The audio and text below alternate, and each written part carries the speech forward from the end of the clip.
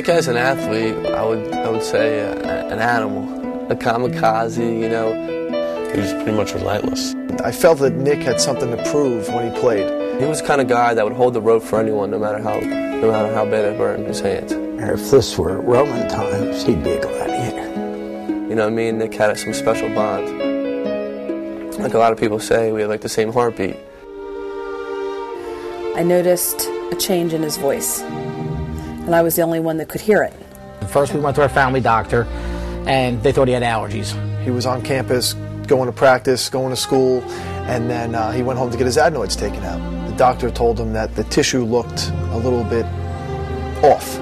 A few days later, when I got home, I got a message from the doctor telling us that Nick had cancer.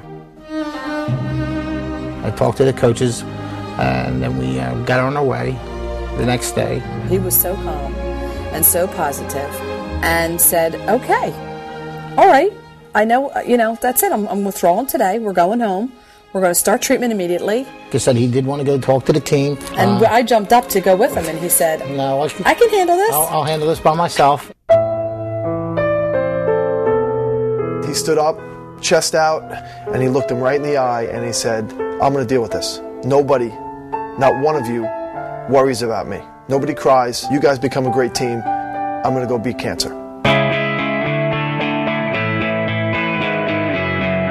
During the chemotherapy, he was at the gym, training, running, lifting. He didn't lose an ounce, only to be told it had progressed. This is the next treatment for you, and this is the next challenge, and once you pass this challenge, it's going to be over with. 2 or 3 times he was told that, and he kept fighting through. There was a couple times where I caught him, like, looking at himself in the mirror and shaking his head, and he was just watching his body deteriorate. I mean, it was bad, the radiation. It was bad. Going to the games was just like a relief for him. That was like his medicine. That part never changed. Cancer never beat that part of him. I had one discussion with Nick, and I just told him, it was probably about 3 weeks before we lost him, I said, look, I'm going to get, gushy for 1 minute, and then I'm never going to mention it again. And I said to him, whatever way this goes, it's okay. And he said, Mom, that's silly. Let's not even talk about that. So, but I just had to tell him, and, Nick wanted to say goodbye to the guys. So the coach pulled some strings, and he was able to bring the team down here. These guys, this team, is what kept Nick going, because they never gave up on him either. Even with the last 4 weeks, like I would sleep with him, I would lay in bed with him, I was there for him all the time. He was himself. He was the Nick that I sat in that living room when I recruited him.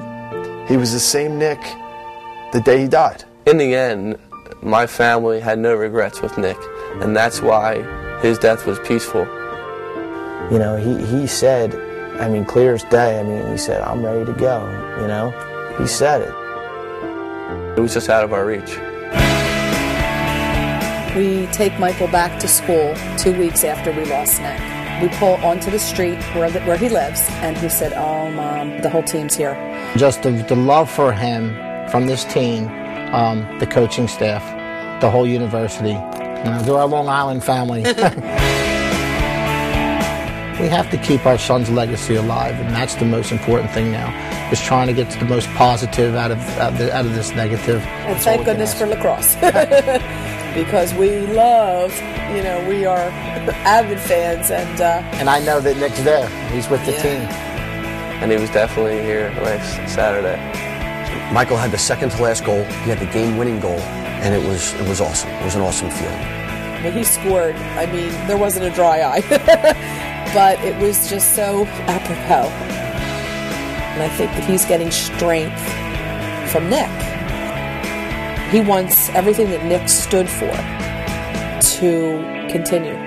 We have a patch on our jersey, which it's just to show the rest of the country what Nick meant to us. Yeah, I guess in a way this season is dedicated to him. We're playing in memory of him. I don't ever want to use him as a reason for victory. His lessons are so much more valuable than a one-time, let's go win this one for Nick. I think the main thing that Nick's battle with cancer and his life have taught this team, no matter how hard it gets, it's not hard. And that's all I have to say.